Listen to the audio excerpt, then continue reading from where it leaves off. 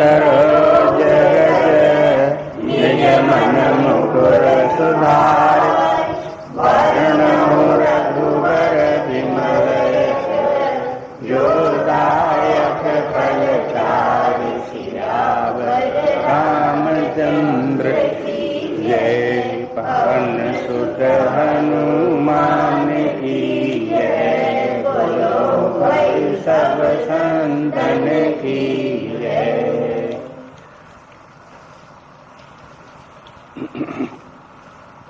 दुआ संख्या 107 के बाद जो मो पर प्रसन्न सुख राशि जानिए सत्य मोहि निज दासी तौ प्रभु हरहु मोरय ज्ञाना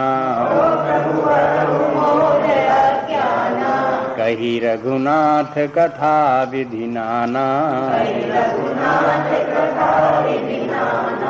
जासु भवन सुर तरु तर होई सही की दरिद्र जनित दुख सोई शशि भूषण यश हृदय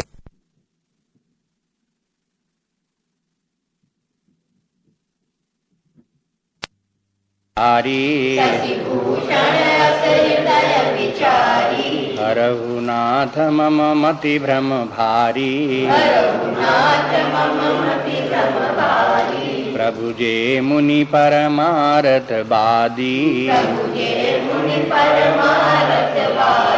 कहीं राम कहूँ ब्रह्म अनादि शेष शारदा वेद पुराण सकल करहि रघुपति गुण गाना तुम पुनि राम राम दिन राती सादर जपहु अनंगाराती राम सोय बदन पति सुत सोई की अजय गुण अलख गति कोई जौ नृप तरई तो ब्रह्म किमी नारी विरह मति भोरी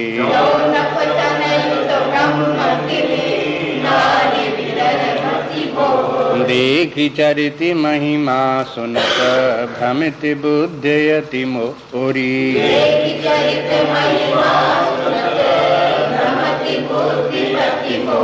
सियावर रामचंद्र की जय। पवन सुत हनुमान की जय। बोलो भाई सब संतन की जय।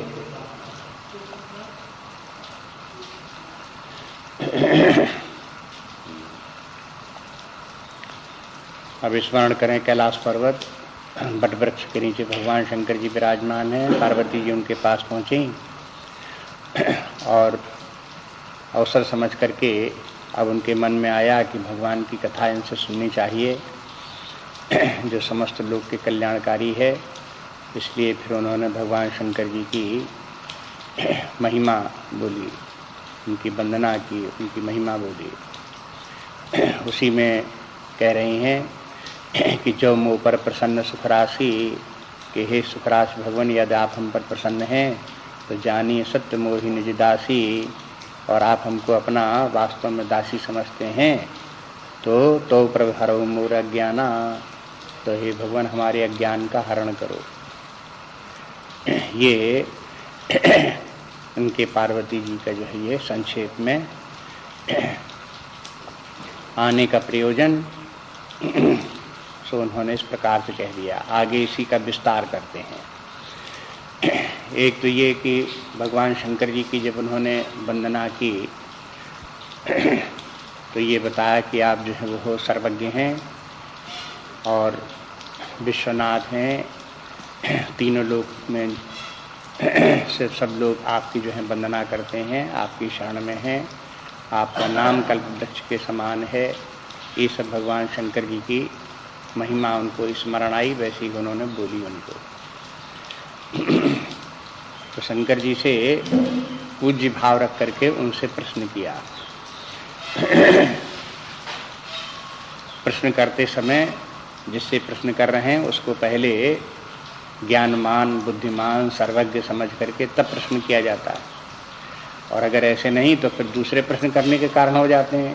परीक्षा करने के लिए प्रश्न कर रहे हैं, देखें कितना जानता है, क्या उत्तर देता है, हम भी तो जानते हैं, ये क्या जानता है।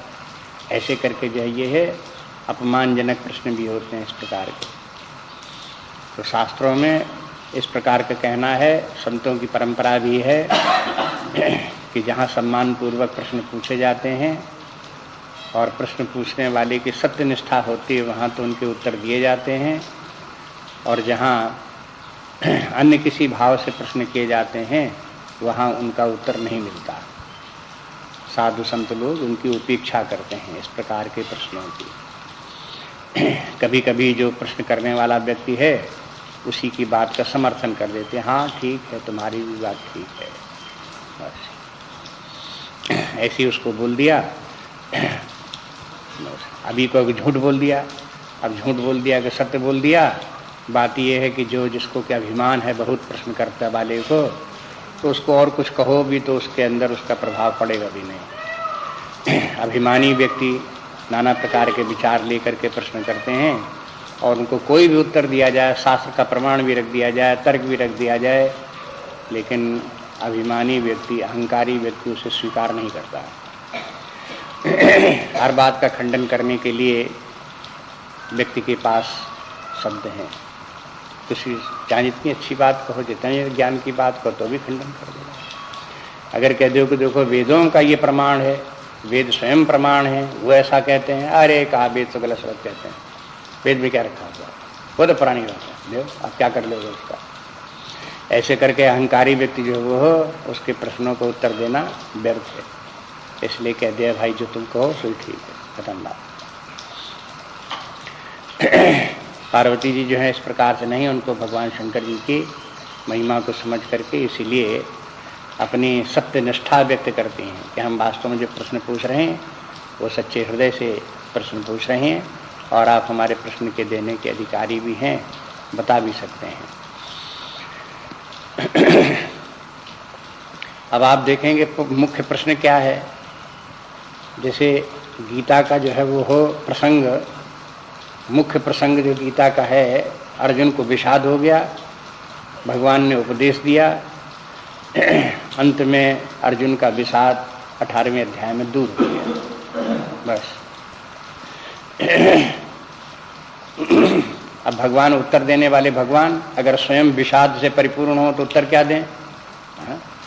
तो भगवान तो कृष्ण जो है वो उस युद्ध के बीच में भी, अर्जुन की समस्या के बीच में प्रसन्न भारत हंसते हुए भगवान कृष्ण बोलते हैं, माने वो सदा प्रसन्न रूप ही है। जब कोई प्रसन्न स्वयं अपने अंतरतम से प्रसन्न होगा तो ही वो दूसरे के दुख को भी दूर कर सकता है।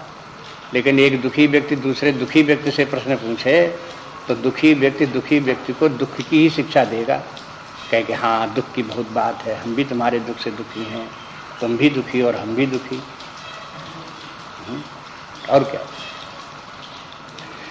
एक जो सुखी व्यक्ति हो वही व्यक्ति दूसरे दुख के को दूर कर सकता है और बता सकता है कि भाई ये दुख तुम्हारा दूर ऐसे दूर हो सकता है, या दुख में तुम्हारे होने का जो कारण है वो व्यर्थ है, ज्ञान से दुख दूर हो सकता है।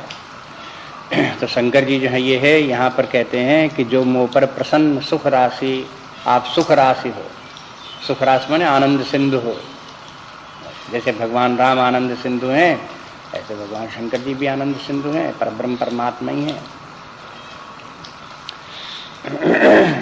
इसलिए उसी भाव से उनसे पूछती कि आप तो आनंद सिंधु हो, लेकिन हम उनको याद है पिछले जन्म की कथा कि कितना दुख हुआ था सती को। तो उसके दुख के कारण से अपने दुखों को तो समझती हैं कि हम दुखी हैं, दुख से छुटकारा हमारा नहीं है, लेकिन भगवान शंकर जी जो है वो हो, उनको रंच मात्र दुख नहीं है, वो आनंद सिंधु है। तो जानिए सत्य मोहि निज दासी, और कहते हैं कि हमें अपनी दासी समझ करके आप जो है हमारा समाधान करें, अधीनता स्वीकार की। माने उनके जो है सिर पर सवार होकर के प्रश्न नहीं पूछती, उनसे दासी भाव से चरणों में बैठ करके विनम्रता से प्रश्न पूछती हैं। इसलिए कहते हैं हम आपकी दासी हैं, आप हमारी कृपा करके हमारे ऊपर कृपा करें और हमारे शंकाओं का समाधान करें, दुख दूर करें। ये कहते हैं तो प्रभु हरहु मोर अज्ञाना, हे प्रभु हमारे अज्ञान को दूर करो।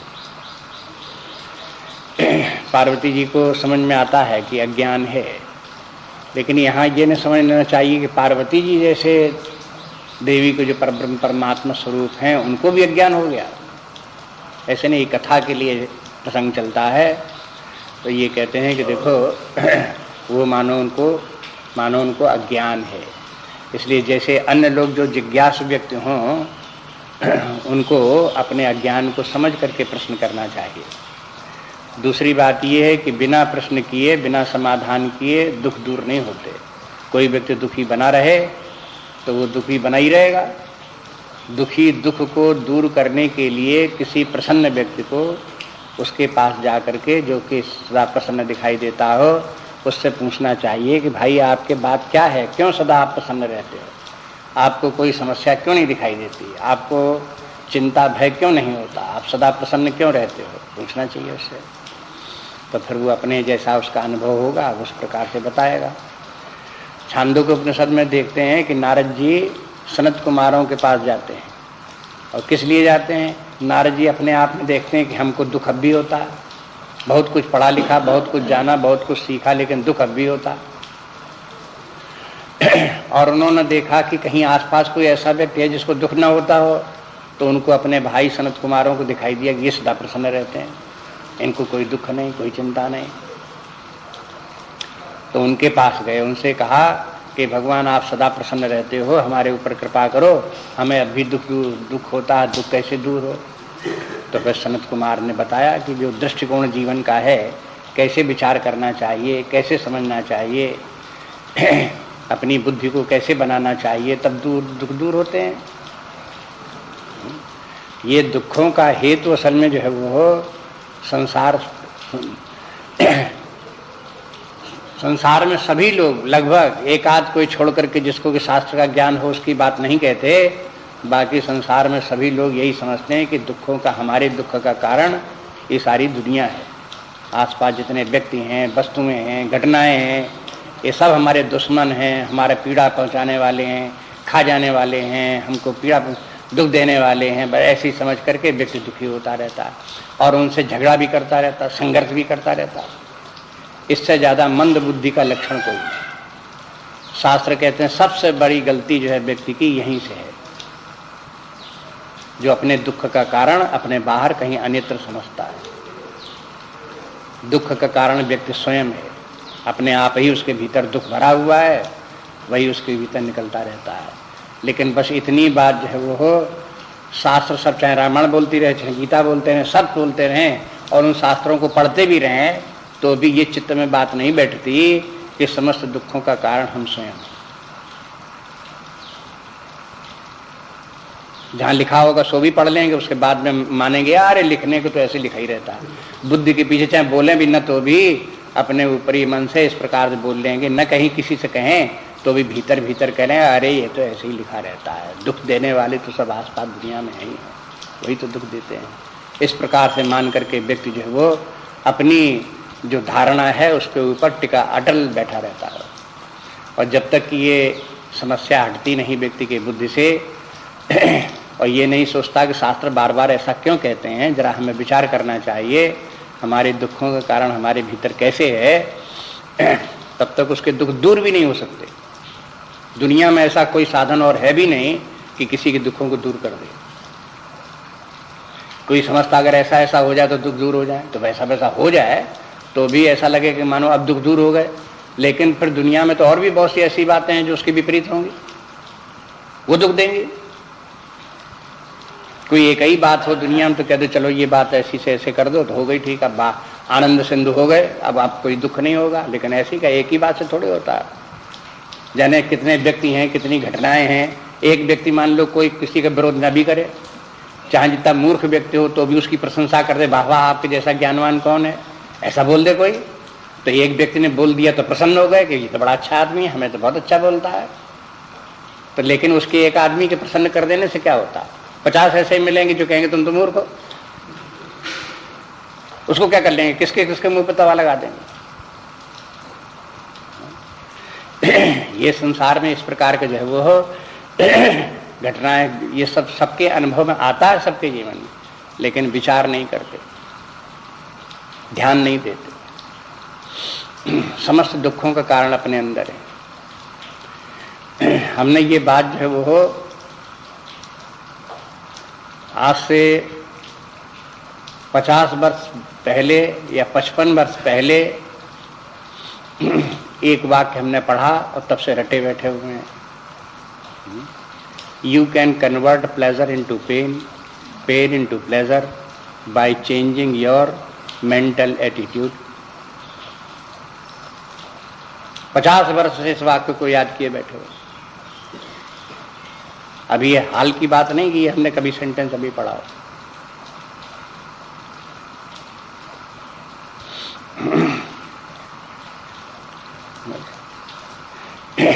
सारा जो सुख और दुख जो है अपने मेंटल एटीट्यूड की बात है। हम अपने मन को किस प्रकार से कार्य करता है, किस प्रकार से विचार करता है, किस दृष्टि से देखता है, उसी में सारा सुख दुख उसी में निहित है। एक दृष्टि से देखें तो हम समझ सकते हैं, दृष्टि से माने बौद्धिक दृष्टि से विचारते समझें तो सब सुख ही सुख है। दूसरी दृष्टि से देखें तो दुख का पारावार नहीं, दुख ही दुख है। अब जो मर्जी आए तो एटीट्यूड माइंड का बना लो, मर्जी आए दुख बना लो, मर्जी आए सुख का बना लो। और फिर मर्जी काम न चले तो ऐसा कह दो कि भाई अब किसी में सत्वगुण है तो उसका एटीट्यूड एक प्रकार का है, रजोगुण है तो दूसरे प्रकार का है। अब बस अब ये सब बातें क्या आने लगी, अब यही सब ज्ञान की बातें हैं। और ज्ञान क्या दुनिया में, अगर यही समझ में आ जाए कि व्यक्ति की जैसी वासनाएं वैसी उसका एटीट्यूड, जैसे एटीट्यूड वैसी प्रकार के सुख दुख,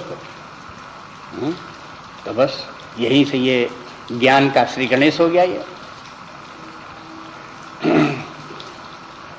और कौन सा दुनिया में चमत्कार है। लोग बाग वैसे चमत्कार ये चाहते हैं कि जो हम चाहते हैं वो मिल जाए, चमत्कार है। लेकिन ये चमत्कार कुछ नहीं है, एक के बाद दूसरी आवश्यकता पड़ेगी, दूसरी जरूरत पड़ेगी। अरे जब व्यक्ति की बुद्धि ही बदल जाए, दृष्टिकोण ही जीवन का बदल जाए, अज्ञान के स्थान में ज्ञान में बुद्धि आ जाए उसकी, तो इससे बड़ा चमत्कार संसार में कोई नहीं। और न कोई शास्त्र सिद्ध कर सकता है इससे बड़ा चमत्कार, और न कहीं कोई कहीं हो भी सकता है, कहीं संभव विचार के द्वारा है।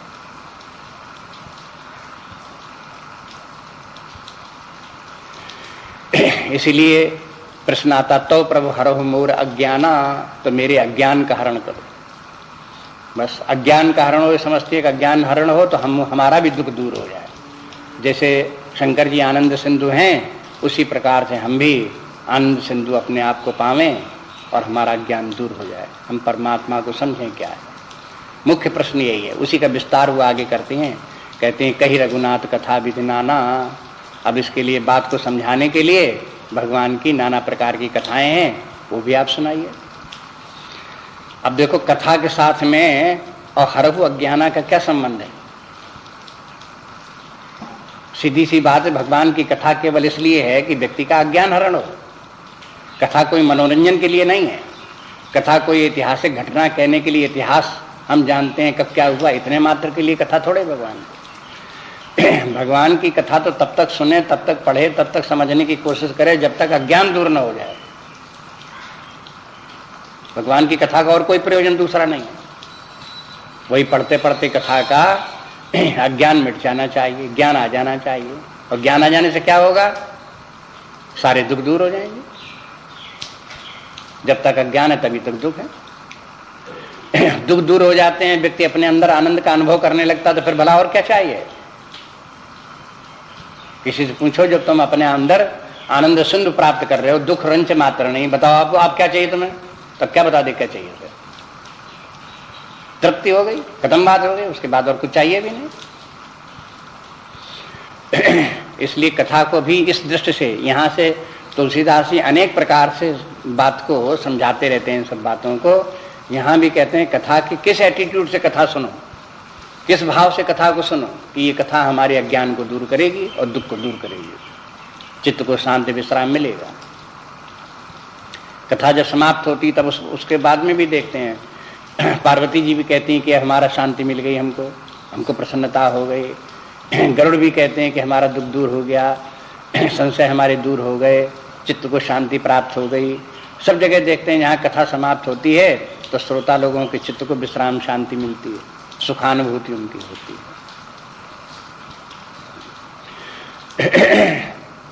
तो कहते हैं जासु भवन सुरतर तर होई। पार्वती जी कहते हैं जिसका कि भवन सुरतर के नीचे हो, कल्प वृक्ष के नीचे जिसका भवन हो, कि सही दरिद्र जनित दुख सोई, और वो भी दरिद्रता का दुख सहन करे। ये एक उदाहरण है। उदाहरण के रूप में देखें, मान लो कल्प वृक्ष, और कल्प वृक्ष जो है वो जो संपत्ति जितनी जिस प्रकार की मांगो सब वो मांगने मात्र से दे सकता है।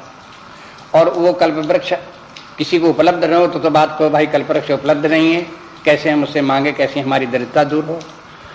लेकिन कल्प वृक्ष के निकट पहुंच जाए और कल्प वृक्ष की छाया में नीचे खड़ा हो और वहां कोई इच्छा करे कल्प वृक्ष से कि हमें ये प्राप्त हो जाए, अब वो कल्प वृक्ष देता भी चला जाए, सब कुछ उसे प्राप्त हो जाए।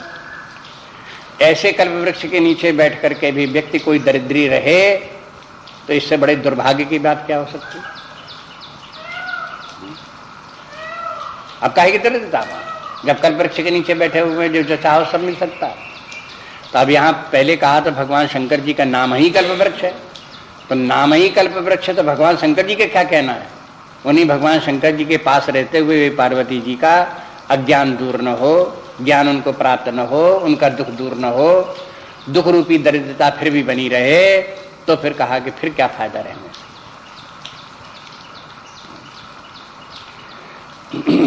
इसी प्रकार से अब देखो ये भी सब स्वयं अपने आप से विचार कर सकते हैं। जैसे आश्रम है, आश्रम का उद्देश्य क्या है कि व्यक्तियों के जीवन में परिवर्तन आवे, जो उनमें दुख है उनके दूर हों, उनको शांति विश्राम प्राप्त हो, आनंद की प्राप्ति हो, स्वयं आनंद में जीवन उनका बने, ये तो उसका उद्देश्य हुआ। लेकिन आश्रम में भी आकर के भगवान शंकर जी के मंदिर में भी वास करके उनकी पूजा उपासना करके फिर भी व्यक्ति हाय हाय करता रहे, दुखी रहे, हाँ? उसके मन में अशांति रहे, व्याकुलता बनी रहे उसको, ये सब उसको दूर न हो, तो फिर फायदा क्या। इससे तो संसार के जहाँ कहाँ जहाँ है उसी के मैदान में जा करके वहीं पर वो अपने झगड़ा फिसाद करे, जवान की तलवार चलावे, मारे काटे, हाय हाय करे, दुखी होता रहे, बस। आश्रम का कोई उपयोग नहीं उसके लिए, व्यर्थ है।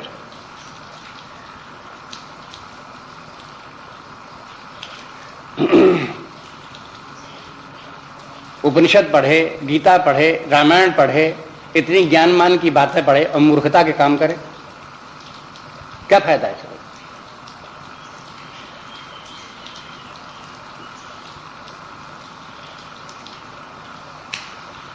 ऐसी पार्वती जी कहती हैं कि हम आपके पास रहें, आप कल्प वृक्ष के समान जिसके आप दरिद्रता होती नहीं, ऐसे आपके पास, ऐसे ज्ञानमान आपके पास रह करके, ऐसे आनंद सिंधु के पास रह करके हमारा दुख दूर न हो, हमारा अज्ञान न मिटे, तो धिक्कार है हमको।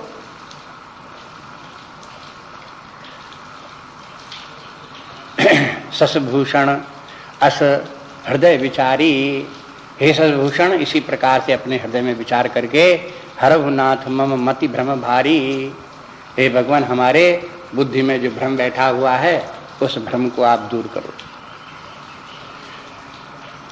बहुत बार जो नासमझ व्यक्ति होते हैं वो जैसा पार्वती जी प्रश्न करती हैं ऐसा कर भी नहीं सकते हैं, हालांकि वो अज्ञानी हैं, लेकिन ये नहीं कह सकते हमें बड़ा अज्ञान है, भगवान आप हमारा अज्ञान को दूर कर दो। अज्ञानी व्यक्ति को अपना अज्ञान भी नहीं समझ में आता और कह भी नहीं सकता मुंह खोल करके मेरा अज्ञान है, दूर कर दो। लेकिन अन्य लोगों के लिए मार्गदर्शन के लिए शास्त्र कहता है, जैसे पार्वती जी ने प्रश्न किया और अपने अज्ञान को स्वीकार किया, अपने भ्रम को स्वीकार किया, ऐसे स्वीकार करके अगर प्रश्न करे तो फिर उसका भ्रम दूर भी होगा, अज्ञान दूर भी होगा। लेकिन कोई यदि अपनी कमजोरी को मानता ही नहीं, समझता ही नहीं, तो फिर उसको कौन दूर क्या करेगा। जैसे किसी व्यक्ति को रोग हो और रोग छिपाए रहे, डॉक्टर को बतावे नहीं, तो कैसे इलाज हो जाएगा उसका? और उसी को रोग को ही अपने अच्छा समझे कि रोग तो बहुत अच्छी चीज है। क्यों भाई, रोग क्या अच्छी बात है? रोग की अच्छी बात यह है कि हम अपने आराम से चारपाई पे पड़े रहते हैं, 4 लोग हमारी सेवा भी करते हैं। दुनिया में ऐसा बढ़िया सुयोग कहाँ मिल सकता है कि बीमार होकर के इस प्रकार से आराम से पड़े लेते रहें? तो ठीक है भाई, रोगी बने रहो, पड़े रहो, इसी प्रकार सेवा कराते। ऐसे संसार में लोग कभी कभी इस अज्ञान को ही बड़ा अच्छा समझते हैं। तो समझने वाले फिर उनका काहे को अज्ञान दूर होने वाला है? वो तो बना ही रहेगा। जो अज्ञान स्वीकार करे और अपना दुख है उस दुख को दूर करे कि क्या बात है हमारी बुद्धि में अभी क्यों भीतर दुख क्यों उत्पन्न हो जाता है, क्यों शांति हमारे मन में पैदा हो जाती है, इस प्रकार का प्रश्न करे सिंसियरली, तो उसके दुख के दूर होने के साधन शास्त्र जो बताते हैं वो उपलब्ध भी हैं, बताए भी जा सकते हैं और दुख दूर भी हो सकता है। ऐसी पार्वती जी जो है कहते हैं कि हे भगवान, आप हमारे भ्रम को दूर करिए, अज्ञान को दूर करिए। भगवान को, शंकर जी को कहीं कल्प वृक्ष कहा, अब यहाँ का शशभूषण अस हृदय विचारी, आप शशभूषण हो। तो शंकर जी का नाम यहाँ शशभूषण क्यों? वैसे तो शंकर जी के मस्तक के ऊपर बालचंद्र है, इसलिए उसको शशभूषण उनको कहते हैं। ये भी अभी बता दिया, भगवान शंकर जी का मुख चंद्रमा के समान है, इसलिए मुख चंद्र हैं वो। लेकिन अंत में जब वो देखते हैं तो शंकर जी फिर भगवान राम तत्वतः क्या हैं उसका वर्णन करते हैं। शिव गीता प्रारंभ होती है, तो जब समाप्त होती है फिर तब पार्वती जी कहती हैं कि अब हमारा जो है वो उसी प्रकार से दुख दूर हो गया जैसे शरद ऋतु के चंद्रमा के प्रकाश में ताप दूर हो जाता है। तो उससे संबंध से ऐसा मालूम पड़ता है कि यहाँ शशभूषण करके ये बताया कि जैसे चंद्रमा गर्मी के दिनों में ताप दूर कर देता है, इसी प्रकार से आप जो है अज्ञान रूपी ताप, जो भौतिक ताप हैं, नाना प्रकार के दुख हैं, उनको दूर करने में समर्थ हैं। इसलिए हम आपसे प्रार्थना करते हैं कि हमारे भ्रम को दूर करें, हमारे दुख को दूर करें। एक बात और भी देखें कि अज्ञान है, भ्रम है, संदेह है, ये सब एक ही जात के हैं। अज्ञान होगा तो भ्रम भी होगा, भ्रम होगा संदेह भी हो सकता है, थोड़ा थोड़ा अंतर करके ये है। अज्ञान में तो सत्य वस्तु का बिल्कुल ज्ञान न होना अज्ञान हो गया, लेकिन सत्य वस्तु के स्थान पर सत्य वस्तु को न जान करके असत्य वस्तु को ही सत्य मान लेना, जो वहां है ही नहीं उसी को सत्य मान लेना, तो ये भ्रम हो गया। यथार्थ ज्ञान का बिल्कुल विपरीत भ्रम है। यथार्थ ज्ञान के माने सत्य को जानना है, भ्रम के माने जो मिथ्या है उसे सत्य समझे बैठे हुए हैं, ये भ्रम हो गया।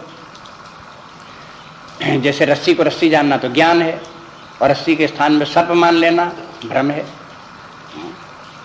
लेकिन दोनों के बीच में संदेह है, संदेह है दोनों के बीच में है। संदेह के माने अब वो देखते हैं कि एक लकड़ी लेकर के खटखट खटखट किया वहां पर उसके सांप के पास, लेकिन वो हिला डुला नहीं, चला नहीं, तो संदेह हो गया कि हो सकता है कि यह सांप न हो सकता है ये रस्सी हो, लेकिन खतरा तो फिर भी हो सकता है, कदाचित सांप ही हो और हाथ से छू दे तो शायद काट ले, तो ये संदेह है। लेकिन लगता यही कि रस्सी है, सांप है नहीं। लेकिन एक बात को ये भी तो ध्यान रखना पड़ेगा, कहीं ऐसा न हो कि वो सांप ही सर्दी के वजह से ठिठुरा बैठा हुआ पड़ा हो और हमसे रस्सी समझ रहे हैं। तब ऐसी अवस्था में दोनों में से कौन ठीक है? जब नहीं है तब संदेह है। तो ये सब अज्ञान के ही प्रकारांतर भेद हैं। इसलिए तुलसीदास जी 3 शब्दों का प्रयोग करते रहते हैं। हमारे अंदर अज्ञान हो सकता है, हमारे अंदर भ्रम हो सकता है, हमारे अंदर संदेह हो सकता है, लेकिन ये तीनों में से कोई भी होंगे तो व्यक्ति के जीवन में कल्याण नहीं है, उसके दुख दूर नहीं है।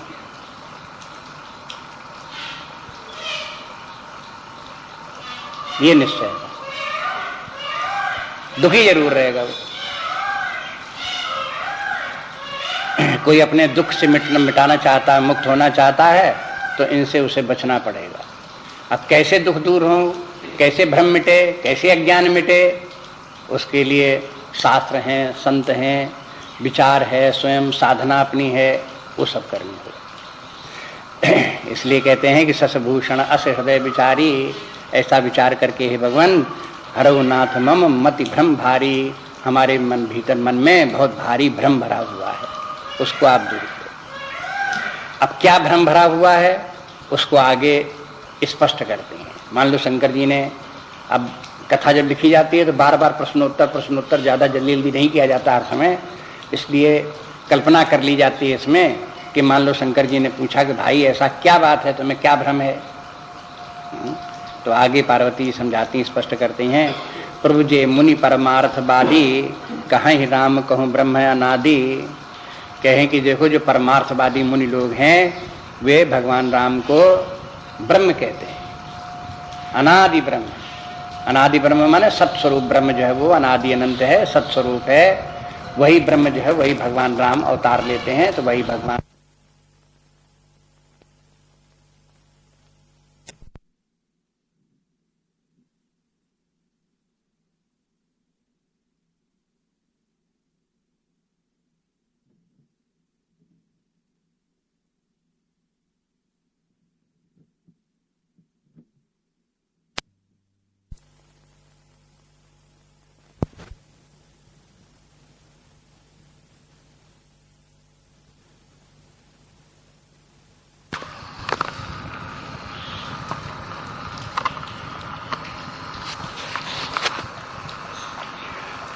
भौतिकवादी भगवान राम को क्या कहेंगे? अरे एक तो ये महाराज दशरथ थे, उनका एक पुत्र था, उसका नाम था राम। ये भौतिकवादी वो इस प्रकार से बोलेंगे।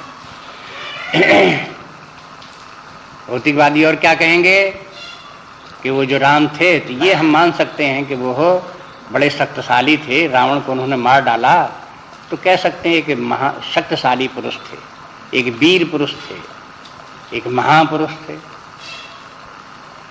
इसके आगे को समझ में आता है?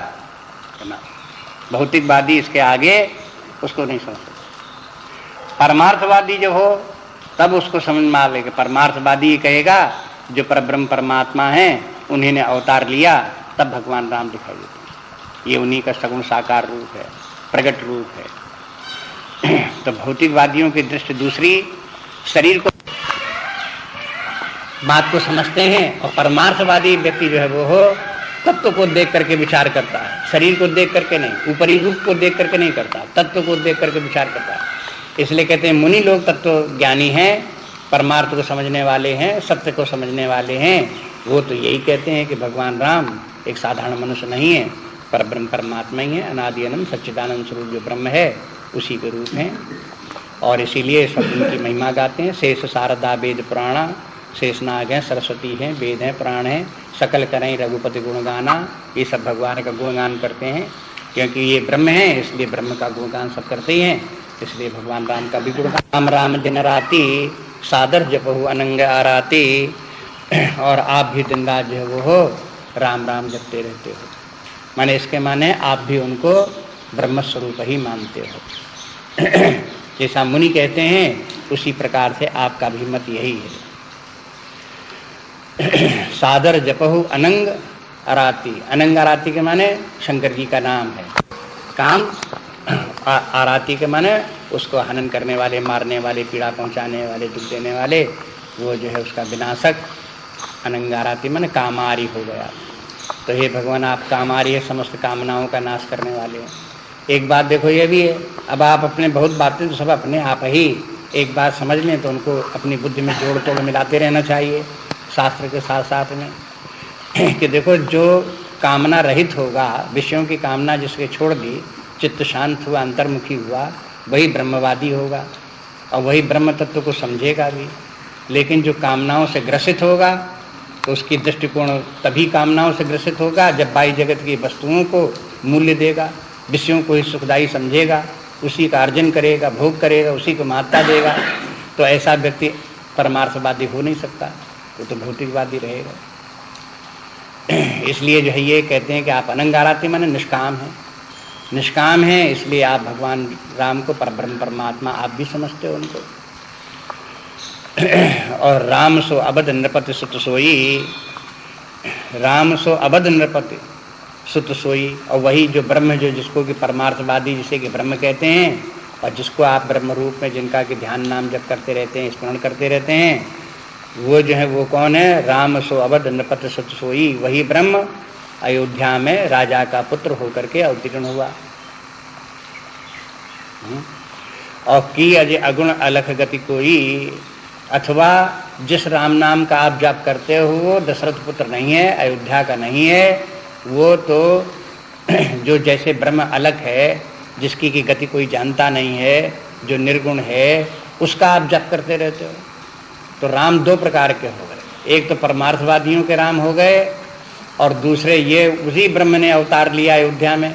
तो अयोध्या में अवतार लेकर के जो भगवान राम हुए वे भौतिकवादियों की तरह से वो तो हो गए मनुष्य, और जिस राम नाम की लोग महिमा गाते हैं, गुणगान गाते हैं, जिन वो परमार्थवादी जिस नाम राम नाम का स्मरण करते हैं, वे राम अयोध्यावासी न होकर के, महाराज दशरथ के पुत्र न होकर के, क्या वही परब्रह्म परमात्मा जो अनादि अनंत होकर के सर्वत्र व्याप्त है उसी को राम बोलते हैं और उसी की महिमा गाते हैं।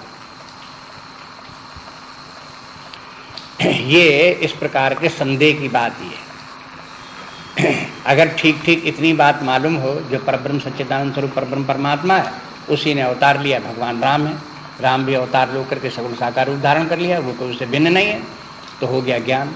इसमें कोई न संदेह की बात है न कोई भ्रम की बात है। लेकिन भ्रम की बात कहाँ से शुरू हो गई कि वो ब्रह्म कोई दूसरा और महाराज दशरथ के पुत्र कोई दूसरे, दोनों एक तत्व नहीं है।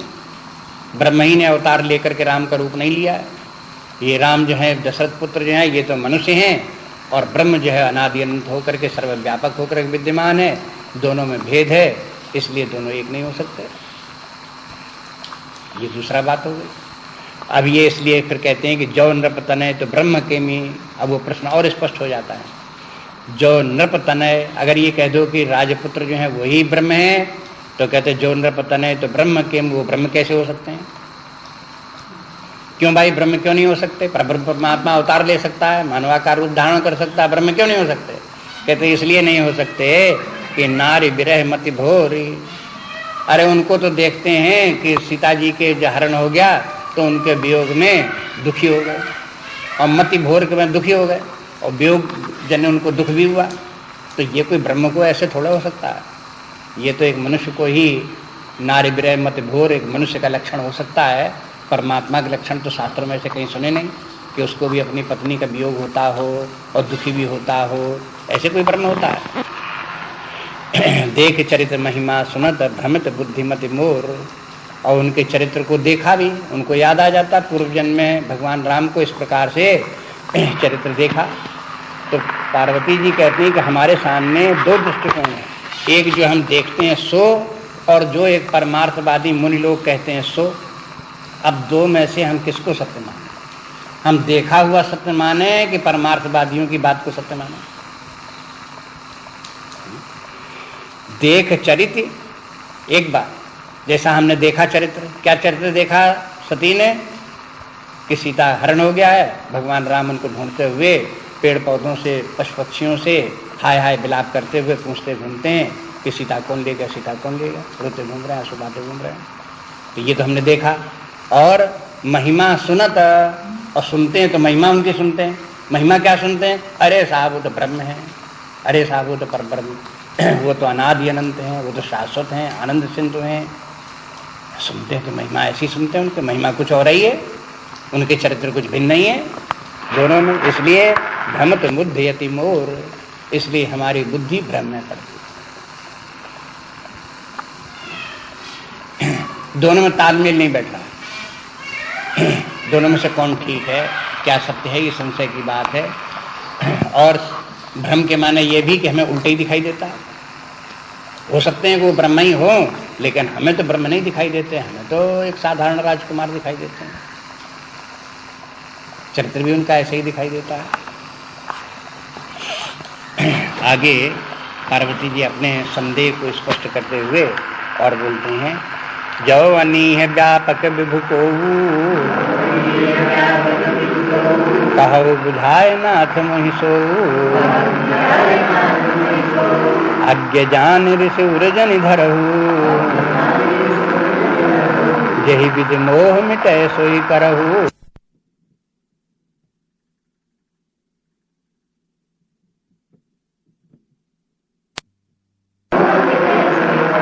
मैं बन दीख राम प्रभुताई,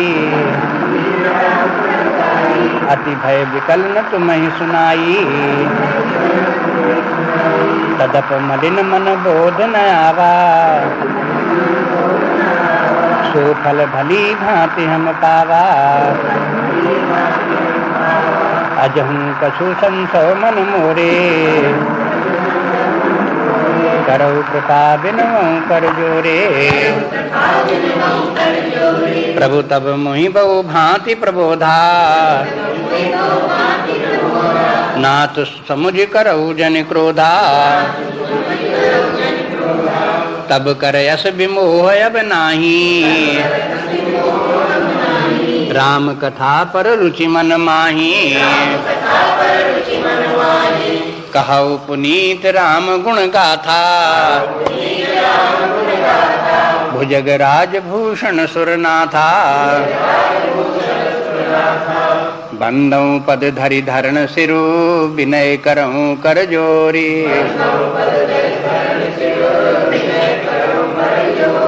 वर्णौ रघुबर बिशद जसु, श्रुत सिद्धांत निचोरे,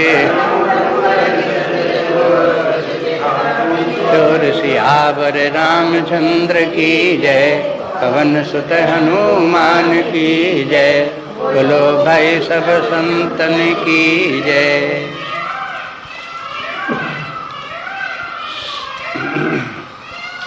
आगे कहते हैं, जो अनीह व्यापक विभु को कहो बुझाए नाथ में सो। अगर ये कहो कि आप जिसका कि नाम जपा करते हो, परमार्थवादी जिसका वर्णन किया करते हैं, वो कोई दूसरा है, और जो अयोध्या के राजा राम हुए वो कोई दूसरे हैं, तो वो भी हमको समझा के बताइए। माने दो दृष्टिकोण हैं, एक परब्रह्म परमात्मा है और दूसरे भगवान राम महाराज दशरथ पुत्र हैं। ये दोनों भिन्न भिन्न हैं कि दोनों एक ही हैं?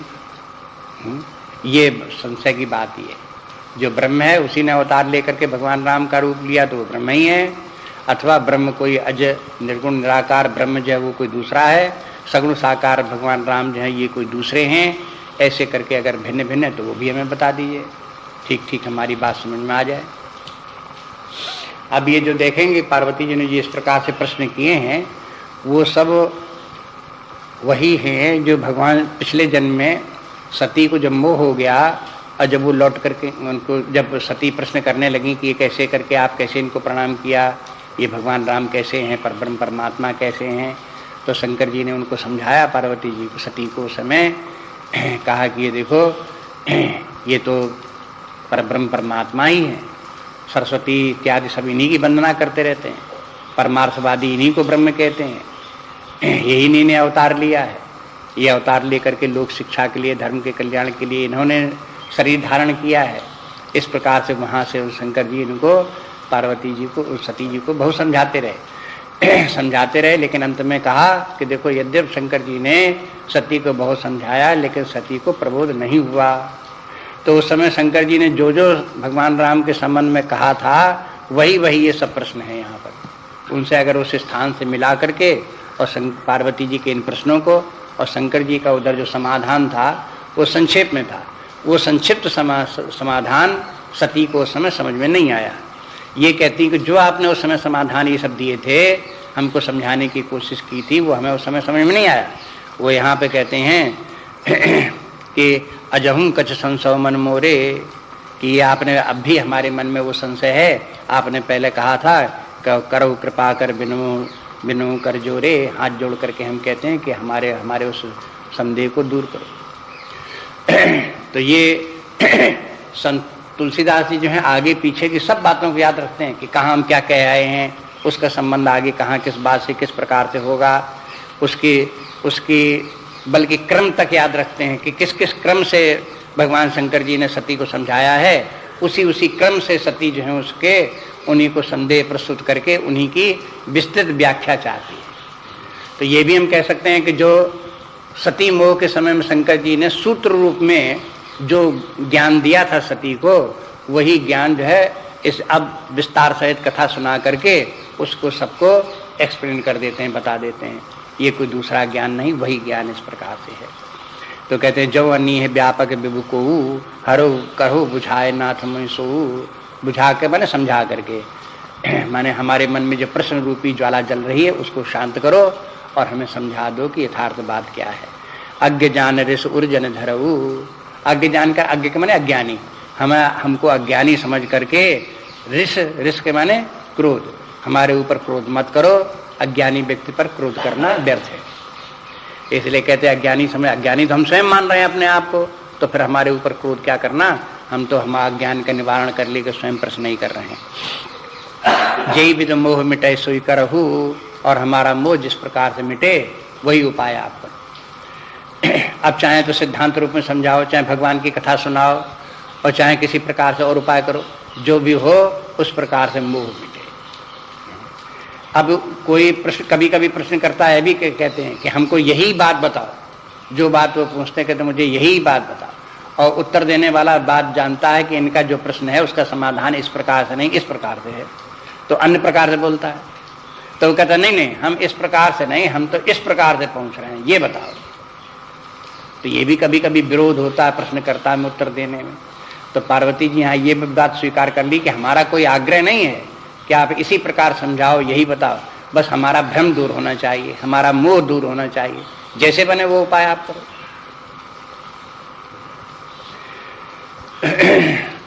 मैं बन दीख राम प्रभुताई। एक बात और कहते हैं कि देखो सती ने अभी पिछले जन्म में ये बात कहती है, हमने आपको नहीं बताई।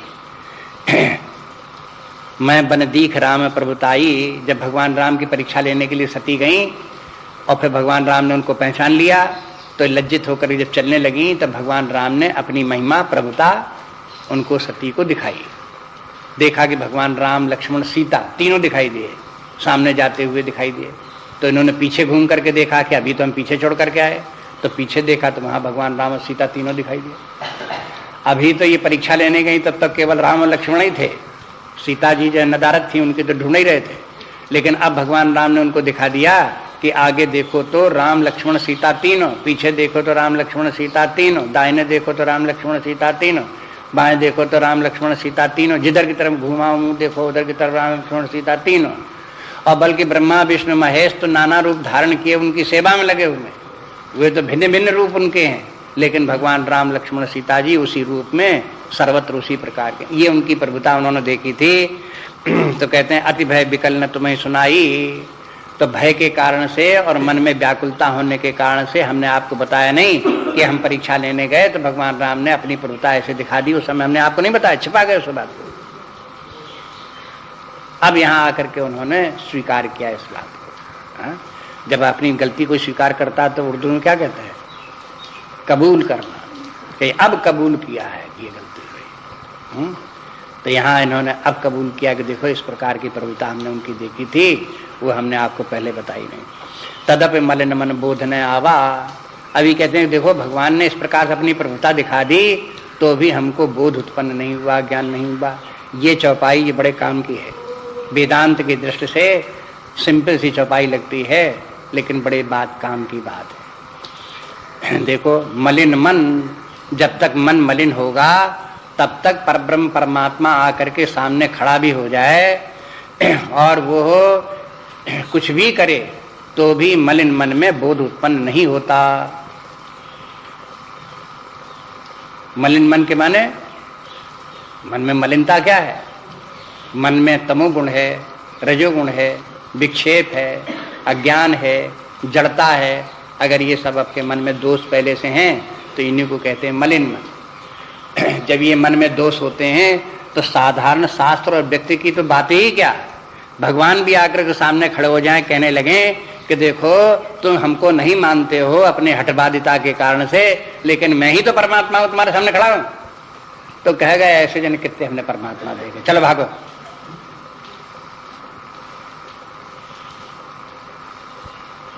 फिजूल की बातें करते हो हमारे आप, ये स्थिति हो। कभी कभी लोग बाग इसी प्रकार से चाहते हैं कि हम अज्ञानी बने रहें, मन मलिन बना रहे, भगवान के दर्शन हो जाएं। अगर हो भी जाए दर्शन मान लो तो फायदा क्या उससे? चित्त में चढ़ेगा नहीं, आप स्वीकार ही नहीं कर सकता आपका मलिन बन के भगवान राम है, परब्रह्म परमात्मा है, किसको दर्शन दे रहा है, आपका मन ही स्वीकार नहीं करेगा, क्या फायदा होगा उससे? इसलिए कहते सबसे पहले तो मन की शुद्धता की आवश्यकता है। इसलिए शास्त्र के अनुसार जो है वो हमारे आध्यात्मिक विकास के दो कार्य हैं। एक तो ये धर्म के द्वारा और निष्काम कर्म के द्वारा तमोगुण रजोगुण दूर करके सत्वगुण की वृद्धि करे, चित्त को शुद्ध करे। जब चित्त शुद्ध हो तब ज्ञान विज्ञान के द्वारा परमात्मा की जब प्राप्ति होगी या उपासना भक्ति के द्वारा परमात्मा की प्राप्ति होगी, तो परमात्मा की प्राप्ति होगी, समझ में आवेगा कि परमात्मा प्राप्त हुआ, और परमात्मा की प्राप्ति का फल भी देखने में आवेगा। एक तुलसीदास जी एक बात पहले कह चुके हैं, ध्रुव सगलान जपे हरनामा।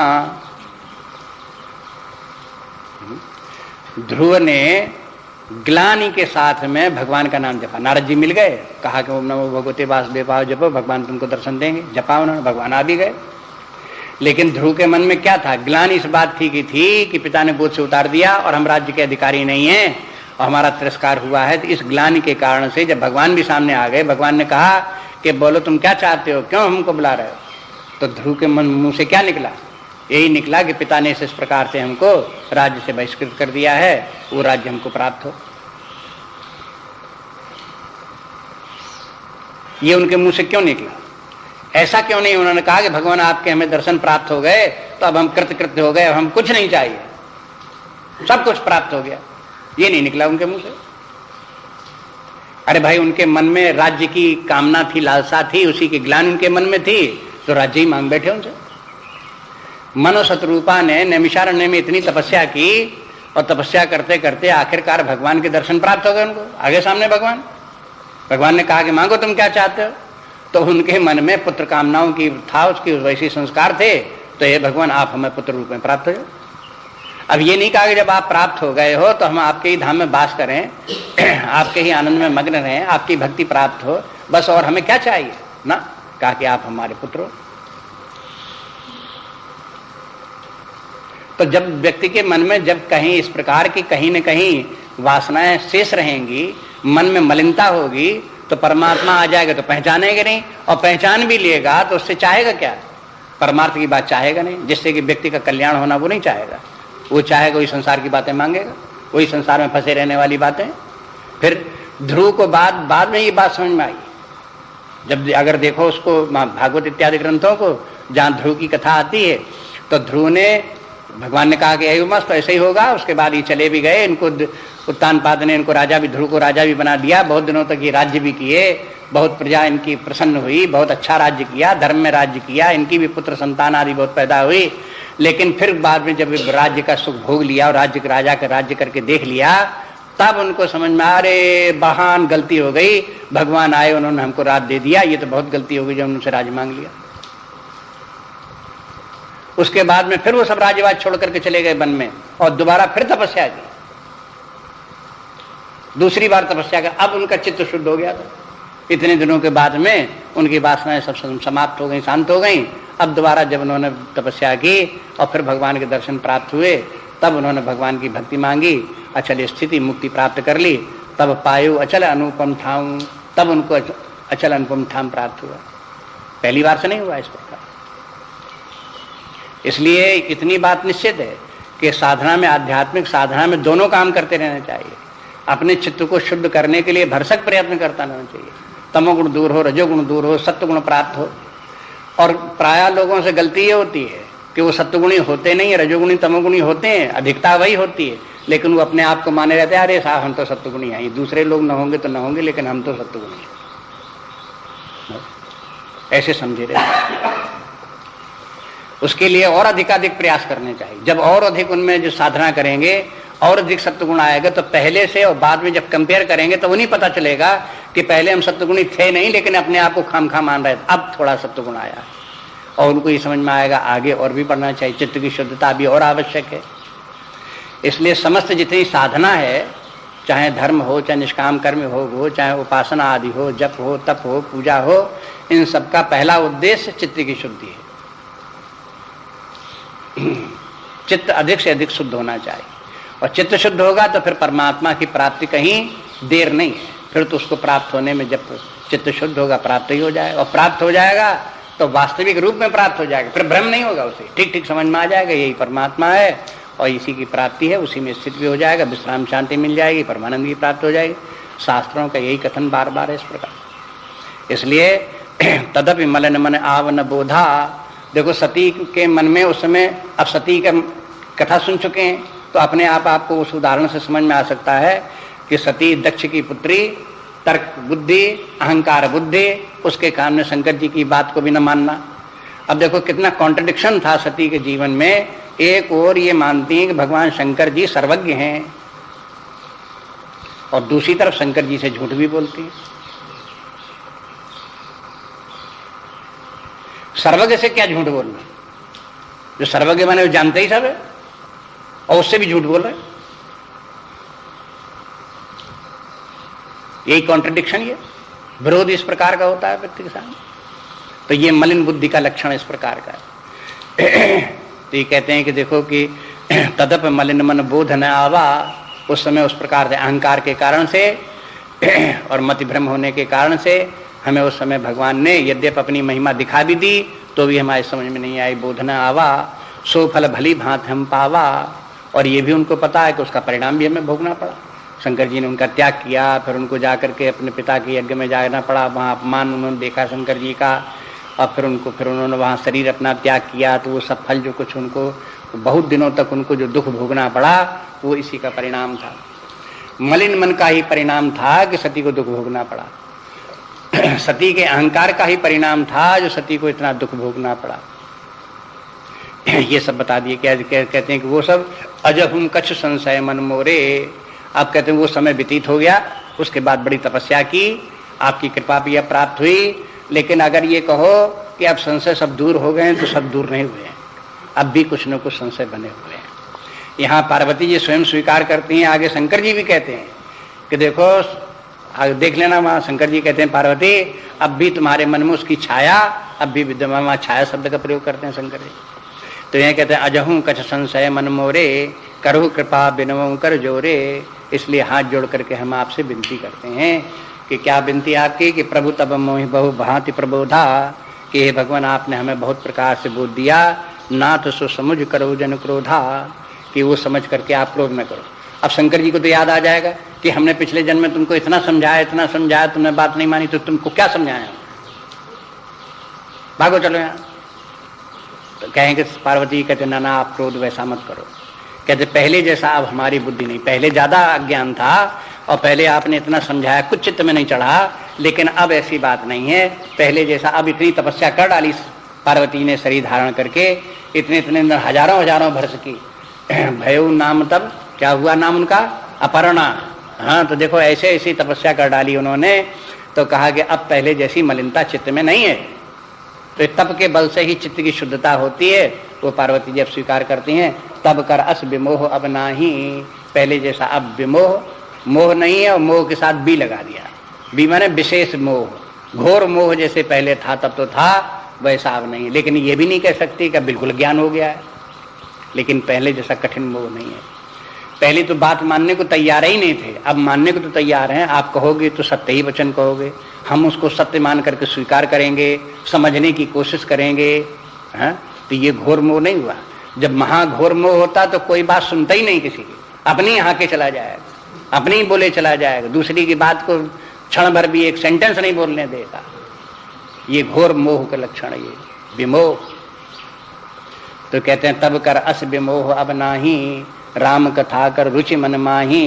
अब भगवान राम की कथा में हमको रुचि है, प्रेम है, और प्रेम पूर्वक हम सुनेंगे उस कथा को। तो देखो भगवान की कथा को सुनने के लिए भी व्यक्ति के मोह में कुछ कमी होनी चाहिए, थोड़ा उसका चित्त निर्मल होना चाहिए, स्वच्छ होना चाहिए, तब कथा सुनेगा। नहीं तो तमोगुणी हुआ तो कथा सुनते सुनते सो जाएगा, रजोगुणी हुआ तो दुनिया भर की बातें सोचेगा, और जो बात कथा में कही जाएगी उसको हर बात को मन ही मन काट लेगा। अरे सब फिजूल की बातें, कथा ऐसी तमाम लिखी रहती हैं, ये पंडित लोग अपने पैसे के लिए कथा सुनाते रहते हैं, और ये सब इनका तो व्यवसाय है, और रामायण तुलसीदास ने लिखने का उनका तो धंधा ही था ही रामायण लिखने का, इन सब बातों। अब वो कथा तो सुनेंगे नहीं, अपनी कपड़ चौथ उनका मन जाने क्या क्या सोचता हुआ उसका अपना बोलता रहेगा, सुनी नहीं कथा। ये घोर मोह का लक्षण है। ऐसे कहते राम कथा कर रुचि मन माही, कि अब हमें भगवान की कथा में रुचि हुई, उसमें सत्यता लगती है। तो कहो पुनीत राम गुण गाथा, तो हे भगवान इसलिए पवित्र गुण गाथा भगवान राम की है, वही आप हमें सुनाइए। भुजग राजभूषण सुरनाथा, अब ये देखो उनके विशेषण, उनकी महिमा है कि आप भुजग राजभूषण हैं, सुरनाथ हैं। भुजग राज कौन है? सर्पों के राजा शेषनाग, और वे शेषनाग जो है शंकर जी के आभूषण। देखो जो शेषनाग जो है उधर भगवान राम, भगवान विष्णु भगवान के सैया हैं, सदा उनके साथ रहते हैं, हजार हजार जिनके फन हैं, वे शेषनाग भगवान शंकर जी के आभूषण हैं, शरीर में धारण किए उनको लपेटे हुए। तो ये भुजगराज भूषण है। तो भुजगराज भूषण क्यों याद आ गए? कि शेषनाग जो है अपने हजार फनों से निरंतर भगवान नारायण की महिमा सुनाते रहते हैं, उनके गुण गाथा ही गाते रहते हैं। हजार फन इसलिए हैं जिससे कि हजारों मुखों से भगवान के गुण गाथा गाओ। ये तो देखो गुण गाथा के लिए भगवान से प्रार्थना करना चाहिए, हे भगवान हमें एक नहीं हजार हजार मुख दो, जिससे कि आपकी गुण गाथा निरंतर गाते रहें शेषनाग की तरह। और भगवान की गुण गाथा गाते हुए कभी थकना नहीं चाहिए, कभी हारना नहीं चाहिए। उसमें ये नहीं करना चाहिए बहुत अब कथा सुनाई, हटाओ बंद करो, ऐसे नहीं, सदा उत्साह बना रहे उस कथा सुनाने। तब ये शेषनाग जी ऐसी बात है, कहते वो तो आपके आभूषण है, इसलिए जैसे शेषनाग जी भगवान की कथा सुनाते रहते हैं, आप सुनाइए उसी प्रकार से गुण गाथा सुनाइए। और सुरनाथा, समस्त देवताओं के महेश्वर हैं आप, देवताओं के भी देवता हैं, इसलिए सर्वोपरि हैं। और आप जैसा महान कौन होगा? तो आप कृपा करके भगवान की कथा में सुनाइए। बंदों पद धर धरण सिर विनय करो कर जोर, ये विनती सब हुई अंत में कि आपके चरणों में हम प्रणाम करते हैं, पृथ्वी के ऊपर सिर रख करके आपको वंदना करके आपके चरणों में प्रणाम करते हैं। और विनय करो, और फिर विनती भी करते हैं, कर जोर हाथ जोड़ करके हम आपसे विनती करते हैं। वर्णहु रघुबर विशद यश, भगवान श्री राम जी का विशद यश हमें आप सुनाइए। श्रुत सिद्धांत निचोर, मन श्रुतियों में जो सिद्धांत कहे गए हैं उन सिद्धांतों को ध्यान में रख करके। अब इससे भी ये पता चलता है कि देखो कि ये इसमें भगवान की कथा